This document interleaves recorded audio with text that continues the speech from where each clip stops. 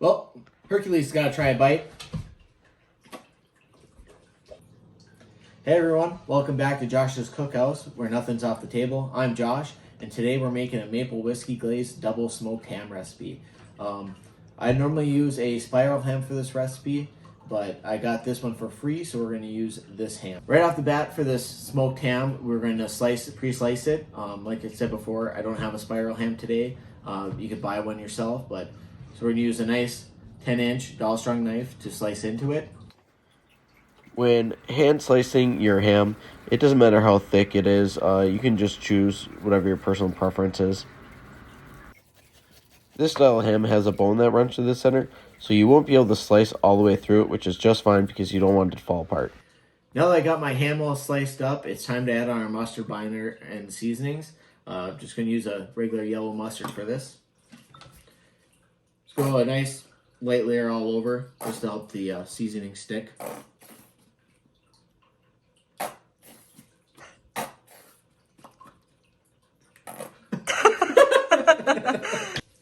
I always like to try and keep one hand clean.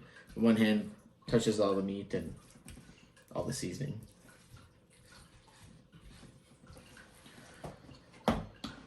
First up, we use a 50-50 mixture of kosher salt and coarse black pepper, and just do a liberal seasoning all the way around. The reason why I start off with a base layer of salt and pepper is because I'm trying to build up a little savoriness on the meat. I don't want it to be overpowered with sweetness. Also, don't go too heavy with the salt, as most of these hams you buy at the supermarket have already been in some type of brine, which will add a little bit of saltiness to the meat already. After we get all that put on there, we're now going to use our Smoky brown sugar rub from Weber. It's one of my favorite seasonings for on pork.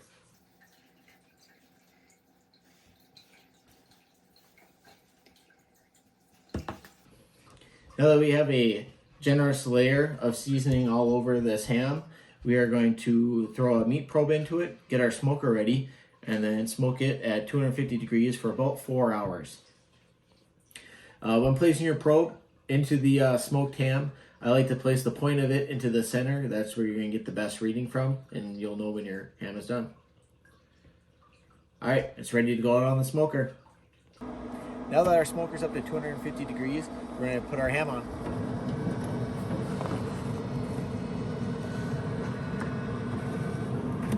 I don't show it here, but eventually I do add in a water pan underneath the ham to make sure it doesn't dry out. We're going to let the ham smoke now for 2 hours, and then come back and start adding the glaze. For this double smoked ham, we're going to do a real simple maple whiskey glaze using maple syrup, High West whiskey, and brown sugar. Just a side note here when making this maple glaze, you do not need to make it right off the bat. Personally, I like to make the glaze just a few minutes before I go to put it on the ham. You can use whatever type of whiskey you like in this recipe. This is just what I had on hand. For this maple whiskey glaze, we're going to heat it up at a low temperature. That way when we put it on our ham, it doesn't cool down the ham on the outside. Continuously stir so that none of the sugar is burnt to the bottom of the pot. So it's been about 3 hours since we put the double smoked ham onto the pipos, and we're going to check it out right now. So I think it's looking pretty good. It's a little over 100 degrees internally, and we're going to start glazing it. After the 3 hours is up, I glaze the ham, and I do this about every 30 minutes until the internal temperature reaches 140 degrees. This is just a personal preference, but when I glaze the ham, I also like to rotate it to make sure I don't miss any spots.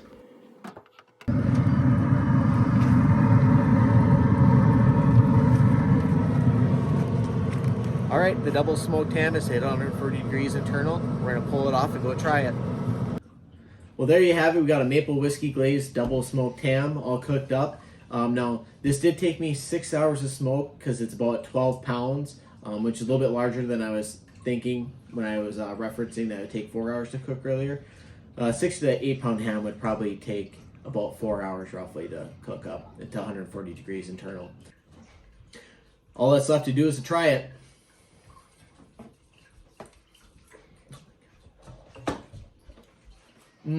That's delicious.